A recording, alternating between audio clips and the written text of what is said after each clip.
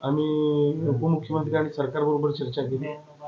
ते काही गंभीर नाही. त्यांच्या डोक्यात जे आहे ते ग्राहक त्यांना महत्वाचा वाटतो.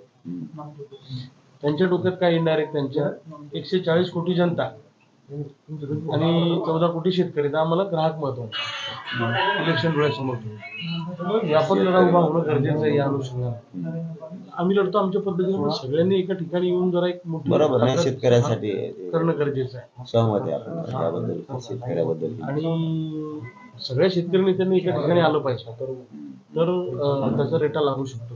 हा महत्वाचा विषय.